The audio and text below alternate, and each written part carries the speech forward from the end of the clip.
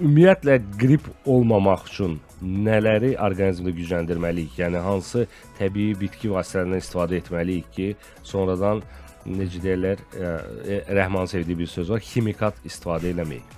Əla. Əslində Rəhman elə mən istədiyim kimidir. Yəni ximikatdan Top istifadə eləmir. Əslində Rəhman daha yaxşı bir resept deyib, amma onu deməyəcəm. Mən başqa resept deyib. Bazar ölür. Əslində qrip olmamaqdan ötürü qripə şərait yaratmamaq lazımdır. Məsələn, bir adam passivdirsə, nə qədər immunitetini artırsa da, o yenə qrip olacaq.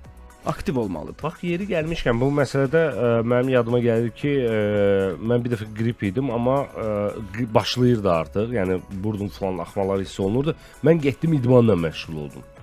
Yəni səhərsin gördüm ki, artıq düzəlmişəm. Doğrudur. Yəni aktiv həyat tərzi sürmək lazımdır.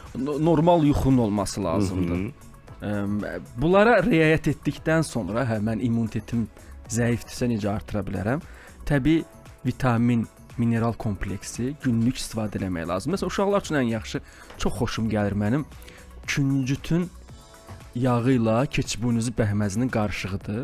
Türklər onu tahin bekməzi falan deyirlər. Tahin nə bildiyimiz küncütdür. Onu qarışdırırsan, küncüt. Küncütün yağı ilə keçibunuzun bəhməzi. Qarışdırırsan, 700 ml keçibunuzun bəhməzi götürülür, 500 ml küncütün yağı. Onlar qarışdırılır, qoyursan. Evdə neçə uşaq var və yaxud elə böyüklər özləri də hər səhər yeməyində həmin o bəkməzi, tahin bəkməzi deyilən küncütlə keçibunuzun qarışığından istifadə eləsinlər. Çox dadlı, çox sadə, qanı artıra bilir, qan dövranını yaxşılaşdırır, iştahı yaxşılaşdırır.